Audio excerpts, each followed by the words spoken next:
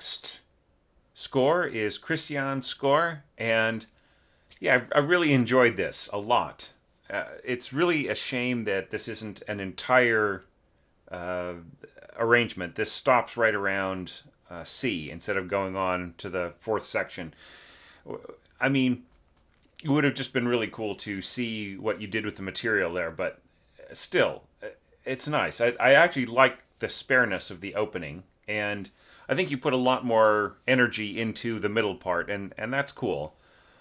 Some people were kind of requesting, oh, if we are limited to a certain section, can we just like make it the section of our choice? And I mean, there are a lot of logistical problems with that in terms of like, how I'm able to focus on like so many website evaluations, like 50 website evaluations. If they are all over the place, it's harder for me to do certain comparisons and to be just quite as on it as I'd like to be. So probably I'm not going to do that, but I mean I am open to other suggestions if people have got any other ideas and so on. But this one is very cool. This opening, and I like how atypical the treatment of it was. And Christian, going to try to give you maybe a few more minutes, like on each of these sections, so that it will add up to similar time as the other dotted brev/longa entries. Okay, so yeah, I really like this opening, and this was nice. Accent and then tenuto staccato. So I mean, I would say here, like, I mean, I know what you mean. It's probably better to have one or the other. Like a tenuto staccato kind of already sort of like, if you're doing that, you don't really need the slur in between, right? But I think probably what you mean here is tenutos on these notes, like a slurred tenuto, I think is what you mean, like a sort of a portato there. Like, and if you just want to lift, then just have staccatos, right? And since you're at a soft dynamic anyways, the players would just figure out what to do. But yeah. And then this is really cool, the syncopation right in here. A couple other people used syncopation, but like not quite in this way, with the way that everything was laid out. So yeah, I mean, and it's really great to have the violas like be on top, right? I mean that makes a whole lot of sense here as things modulate. Really, really neat. And then of course, like vibraphone putting in its 2 cents with the pedaled vibraphone. That was really a great touch. So yeah, so I like all of this a lot. Just single little pizzicato note there, very neat. With some harp chiming in here, that harp is going to be fine with this kind of dynamic. It could have even been marked piano with like tenuto marks, and that would bring out the harp as well against the other elements. Now right here, this is what I liked the most, is the harp. We've got this enharmonic F here, right? E sharp plus F natural, which sort of the kind of ting of that sound starts off the oboe, first oboe, and then the second oboe answers right underneath it. So this is a very spare color. Do you know what I mean? It's going to be very soloistic with a very, very light treatment. So yeah, it'll work fine, but it's just going to be almost more of a chamber-like approach. Here we've got the clarinets, and this is kind of fun too, because you've got, you just got this one touch of bass clarinet coming in here to relieve these two players, while the second trumpet player takes over the melody here, right? Giving the first clarinetist a break. And of course, these are muted. I'm assuming they're both muted. And yeah, and that is a nice touch as well, because it will sort of echo a bit the timbre of your oboes over here. So that works fine too, and especially when you add these touches of vibraphone to it as well. That gives it a really beautiful color. So just fine little points on the way that this is scored. This is great. This is some awesome stuff. Now, we're getting into what I call this sort of scrubbing section, and we've got first clarinet doubling the viola, and then an octave lower, we've got cello. So, yeah, I mean, you're putting a lot of weight on the top of the line here. And I mean, I like the way that the strings hold and the wind players continue on.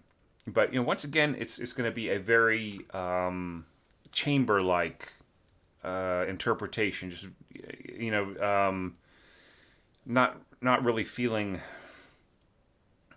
as orchestral, right? Especially with this, like this quintuplet here going up to the octaves, and then just a little dash of piccolo coming in over the top.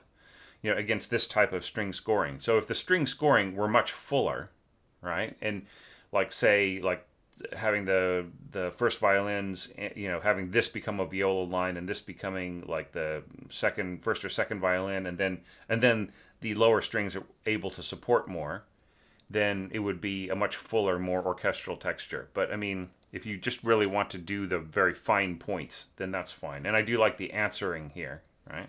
And this sort of sliding down is going to sound very cheeky against the wind. It's not going to blend at all, right? But it is going to be sort of a it sort of reminds me of all of this orchestration reminds me of so far is like and please don't take this the wrong way, but it really reminds me of like Warner Brothers cartoons, right, where they had like a very small orchestra, but really, really, really good players, and so they would do all of these like very fun things, just like here you do it again. You've got the bass clarinet supporting the bottom line here, and then this everything slides down. You've got this trill. These are definitely not going to blend together at all by the second baton stroke. So it has that character to it, and I think that that's really fun. And it'll never, like with the way that you're orchestrating it, this kind of stuff, it just will not come together like with as a lusher, beefier orchestration. But it still is a refreshing change, right, from more kind of monumental effort, sort of like mine, right, where it was kind of more going for a more symphonic kind of effect. So this is more of a chamber orchestra type of an effect. And yeah, that all works good. The little trill, the other instruments coming into support, and that little hop up there from the flutes all works fine. And then this is, we've got this dovetailing line, sforzando on this pitch here, on these G's, is not going to, it's yeah, so you have this big full string texture coming in here and then biting, and then these instruments coming in here as a sort of a forte piano effect. So not only do you have the like not really there's it's not integrating one into the other, but it's a really great forte piano effect to come in there and then like have have just the alternating clarinets, which is really fun when you've got clarinets in octaves, soft, doing this kind of pattern. It has a kind of a whimsical effect to it, right? And then, of course, we've got our friends the horns doing this kind of harmonization, including first trumpet, right? And that all works out pretty good. So, I mean, really fun first page, and just gave me a lot to smile about. Just it's because it has a really bright, kind of sunny feeling to it, and almost very, very clever kinds of solutions to many of the different problems that we've seen so far that face the orchestrator. We could really hear how sometimes in sound set playbacks, similar timbres can kind of cancel each other out. Did you hear that sort of thunking sound when the vibraphone was doubling the harp? Right? You could also hear it in here a little bit. That is not actually what would happen if you had vibraphone and harp play at the same time, right? It wouldn't have that kind of very, kind of hitting a brick wall sort of sound. But anyway, it's just what you can make of it, I guess, right? So I really liked the fact that when we came back to the theme, we had um, that we didn't kind of just revisit the same exact orchestration from from all of the groups. It really is a different approach. Of course, Atu flutes like sul tasto, tremolo. Okay, so one thing you just really have to be aware is that like the pizzicato from the strings here it's gonna be the loudest thing, and you really try to work against that. I really appreciate that. Like you've got pianissimo violin here, and that is still going to feel louder than this. So that's something that the conductor can balance, right? They can just they can adjust this if it gets to be too loud, but very wisely, like there's no crescendo or anything, no accents in this. And yeah, the horns like pianissimo going down to triple P, that is going to work fine under the flutes. It's a little risky, but it's still going to work if everybody is listening. So it's the assumption really is if everybody really is listening to each other, then a lot of this stuff will work. Now, once again, for this kind of bassoon patterns, that they will work fine. There are different ways of dividing this up that might work a little bit more elegantly, but it's still okay. Interesting that you continue to push on the pattern with the flute under this sort of suddenly explosive beat right here, right? And I think that's fun. It's great. I mean, I don't know why like the other instruments couldn't continue, but it's okay. I mean, I guess you want that color, right? Just the xylophone plus strings playing along with the xylophone plus like the flute in the back, as opposed to any more string tone in that area. So I understand that. And yeah, this all is fine. This is kind of revisiting some of the approaches before, but it's still all right. And then a third and fourth, you could have just stuck with first. Like I would have just stuck with first and second all the way through. It's not like you have to really help them out, right? Think about the third and fourth and say, oh, those poor folks, they could trade off too. It's really better to keep it all with the first and second, and they can completely control all the way through the passage, right? Just really, once again, this is similar to something I said with Alberto's evaluation, which you should really take a look at. Anybody looking at this one should look at that one and try to look at all of the different evaluations. So, but the whole point is that if you have instruments, handling different kinds of functions, it's better just to let rather than trading off and have the second player do exactly what the first player did, which is different from what it's been doing. It's better just to keep all of the players doing the same kind of thing. So the first will continue to play staccatos and the second will continue to play smoother types of approaches. And right here, you don't have to worry about breath because the horns can just play this all day. It's a pretty fast tempo, and you've got a breath, got an area that they could breathe right here, and they could even breathe right here if they wanted to, and you would never notice. So that's that. Yeah, I would just keep things where they are. Okay, and this is really fun. Non-muted trumpet. Doing the ba-da-da, ba-da. That's all very cool. Bassoon at the octave, that's neat. But I mean, it makes me feel well, there should have been some sort of octave here too. But that's all right. It'll still work. Sometimes you hear something that is a little spare the first time, and then the second time it gets fuller, and then the listener sometimes thinks back and thinks, well, what, was there something missing the first time? But you've got your bass clarinet in here, providing a little bit of, of contrast. I really like this. This is very nicely notated, nicely scored. This will all work, and yeah, I just have absolutely no problem. I just really love the way that the strings are all worked out in here, and the role of harp and and xylophone playing these lower pitches. Once again, they're not going to thunk.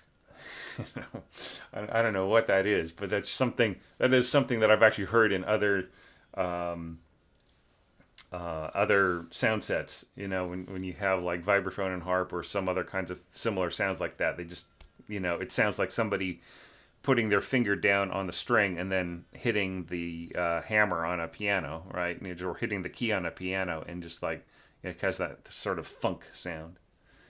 Yeah, and this is all fine, and I really love the way that that this more complex arpeggiation was divided between the instruments that can play it the best, right?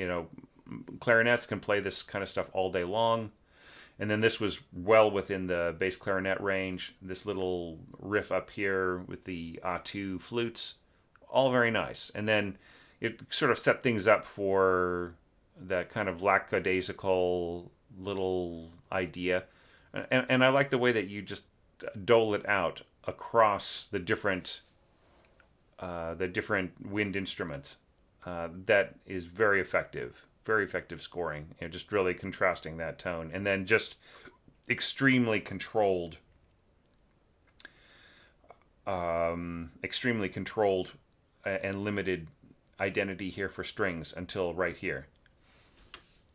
Yeah, and that's a lovely little way of throwing in the bassoon there. So yeah, I think it mostly is going to work just right in here.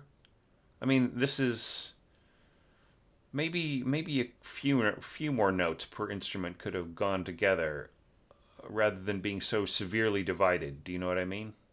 Because it like if unless this is just absolutely perfect, you lose the illusion of the figure going all the way through. This is cool. This little support here from the horn. This is nice right in here. If the vibraphone, I would have put in some pedal here and just basically done changes on the notes. Okay, and then here we're getting a little bit more serious. Yeah, it's still pretty sparse. Do you know what I mean? This is all like this is getting to be more symphonic, right? More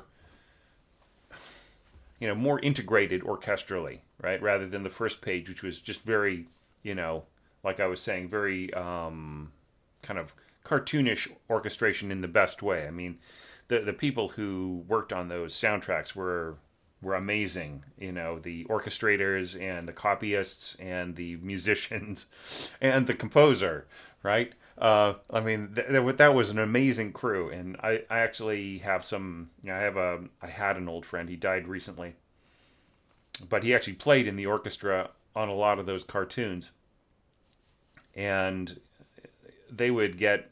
The copyists would have been working all night. They would show up at 8 in the morning, or whenever the union said they could start playing, and the copyists would walk in and they would be waving the sheets around to just try to dry them. Right? They would just be they would be still damp, and they would be put on the stands, and the players would be told, "Don't touch," right? Because the ink was still runny. So yeah, I mean, those I have so much respect for them and like the complexity of what they did. So it's totally like, to make a long story short, it's not putting you down at all to say that is cartoonish, right? Here it's getting more integrated, but you still have that sort of feeling of sparseness, and I really like that. I appreciate that. It really, it keeps things like, here it starts to get orchestral, but you're going back down to sort of a chamber approach here.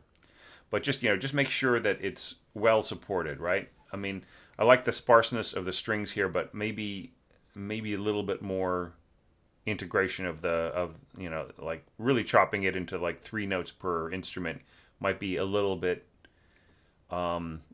too sparse, right? I mean, the players are probably capable of doing more than you think there. But here, what's nice is that you do start to get more kind of properly symphonic, right? With more textural scoring and things coming in a lot more strongly, and then going into our little mini apotheosis here, which is, yeah, once again, pretty pretty symphonically scored. And a pretty good idea here to keep some strings sort of sitting on the on creating longer pitches out of the pitches at the beginning of each group. That will work really well. And then horns providing harmony below, along with clarinets. So yeah, it's really, once again, just really stripping things down and keeping the the orchestral colors very, very sparse. Very well delineated. Uh, and people are doing this a lot. I'm noticing, just sort of dropping out on the piccolo, and that the people are going to feel this gap. Do you know what I mean? And then all of a sudden you come back in. I don't know why you need to do that, right? Why not just have the piccolo player continue on? I mean, just this big hole here. The players will, or sorry, the audience will immediately hear when that piccolo drops out, and that's just it's not something that is just going to just blend into that. So if you want that, then that's fine. Yeah, and then a little bit of Tish right there at the end as we get into B. But from here, we sort of hear a more symphonic approach starting to take over, and it's very cool. I mean, there's still a couple of cartoonish touches on the next page, but like, this is all really gorgeous, and this is a nice way to divide this up. All right, like I had sort of cautioned people to not just assume that a lot of this arpeggiation was effortless, and this was just a really nice way to split it up amongst the lower strings here, just like cellos going into violas, and that with just a rooting A down here, or A flat, just a kind of a way of simulating the pedal, right? So this was a great way of simulating pedal, and just using all strings, right? And not relying on things like vibes or harp and so on. It was really great the way that harp was avoided in places where it could have been an obvious solution, but maybe a more cliched one, right? So you avoided that, and it was really great. And this is all just really solid scoring all the way through. Not the only drawback I would say is just like, it doesn't really emotionally change, right? The color doesn't anticipate any kind of revelation, right? Through mutation, right? Like adding more voices, or contrasting, or any kind of doubling that brings in more color, right? So it just was really completely puts all of the responsibility for that on the original material, right? Which it may or may not have. But then the orchestra responds by frolicking. Is this A2? Or is that just first, right? And then oboe answering below. It's all very fun. It's nice doublings, okay, and you're kind of bashing back and forth between tuba and timpani. That's also very cool. And nice to bring in the brass section a little bit more solidly, and it's a good strategy to bulk it up a little bit on the bottom end here with the bassoon family, and of course helping out with the lower strings. So yeah, I would just have just said, like, I mean, I'm just looking at the way that the harmony is spread out here, like, yeah. I mean, yeah, it all works. It's fine. It's just, yeah. Yeah, it'll just be it'll be just very much brass and strings. That's like that'll be a very kind of beefy, kind of barking color. Do you know what I mean? Very very kind of gruff, right? And then this is neat, bringing in these two trumpets here. This is a good way to divide up, right? So like this is exactly right. Just like the third trumpet is playing along with the trombone, right? Same thing is happening here, and then like the other two trumpets are can just play their little thing together right here. So like there's just a touch going back towards cartoonish scoring in the best way. And this is playable. It's very rapid single tonguing, but it's totally playable on your bass clarinet. And you're just adding these notes here on the bassoon. I feel that it's, this isn't really not. This isn't really. It's really not that powerful, like in terms of standing next to the trumpets, right? It's just it doesn't. It's not going to balance perhaps as well as you might think, right? Clarinets would be a way better partner here for the trumpets in terms of like projection. But you're saving them for marriage with the oboes, so there's not a whole lot that you can do there.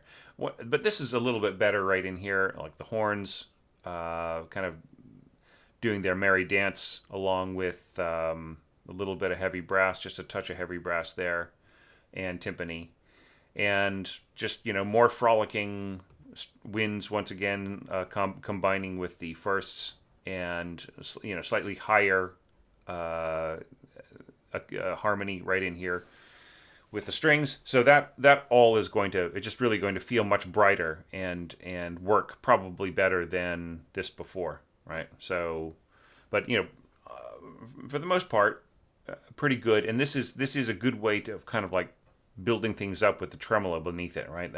You will get a push of energy. But once again, I'm just feeling that this middle voice is not very strong alongside the trumpets. Now here we have that same exact idea that the trumpets were just playing, but this time with the first violins, divisi, doubling up with the clarinets, and then just kind of going right over to the flutes on the third baton stroke and piccolo above, right? And then here is like the cartoonish touch, right? Is xylophones in octaves. And yeah, it just has like such a blunt, fun, just kind of not really silly, but just it's hard to take things completely seriously when there is xylophone doubling on the melody, right? But it is still very, very fun. Octave horns. This kind of scoring is going to work out really, really great. You leave this big gap in here in the strings because like there's just no point, right? But like you could have brought in some winds to bulk this up all the way through. Like here, for instance. All right, let's just to look at this completely in terms of what could have been done here, a little bit more symphonically, right? Here you've got your second flute doubling the first and third horn, right? So it is gone. It doesn't exist. There's it's doing nothing. However, if it were going A2, right, with the first flute, then beautiful, right? Just sounds great. Sounds perfect. And then, then like instruments that can add to the horn sound, like oboes, English horn, clarinet, perhaps doubling some of this, perhaps helping out a little bit with the harmony alongside the brass. Those things would all make you'd see this filled in, and it would be just much more powerful and integrated all the way throughout. And then continuing on, right, you could keep that game going all the way up to this note. So just think about that. Don't like some things could be fuller. Don't put certain instruments in their bad registers or their weak registers against much stronger brass and so on and so forth. But I mean, other than that, it's just so fun, right? And then there's just this little touch of vibraphone right in there that's just diving downwards, and yeah, it just all kind of works out really, really fine there. Um, yeah, and then you're kind of going back towards some similar approaches as before. So I like it a lot. I think it's I think it's really awesome. I think you could have had, if you're going to send your strings all the way up to there, they could probably do some of this. Um, they could, they might, like the firsts might have been able to just dive, like swoop down from there and keep their presence going alongside the piccolo and the flutes. It would be kind of bothersome to do that, but it might sort of work. And then the seconds kind of playing with the firsts are playing and so on. So there might have been some ways to do this, or maybe like hit this, like hit this first beat still ottava, and then come in right here, ottava, right, and then play the rest of this going down to the B flat in the middle, so that you have that kind of dovetailing, and then have the seconds playing an octave lower, right, like this, and then coming in and then jumping up, right. So there's just ways of doing it to keep like the presence of the strings in that downward sweep, and keeping it from weakening too much. Yeah, you do want it to telescope in terms of dynamics, but you don't want to just like drop out bits and pieces of like melodic texture, right? But lots of fun stuff, the pizzicatos, and yeah, just this was a really fun last page. So really wish that there was more to it, that this had been filled in, but it's still a great entry, and thank you so much for this. And I've seen many of your scores, or several of your scores, over the past few years, and it just always gives me a lot to talk about and think about, and I'm just really looking forward to seeing what you could possibly do with what I've got planned for 2020. So be on the lookout for that. It would be great to see you involved with that, and thanks again for so much support over the years, and just like really being a positive voice in the community. It's so appreciated. And with that, I will go on to the next entry from our dotted brev / longa evaluation category.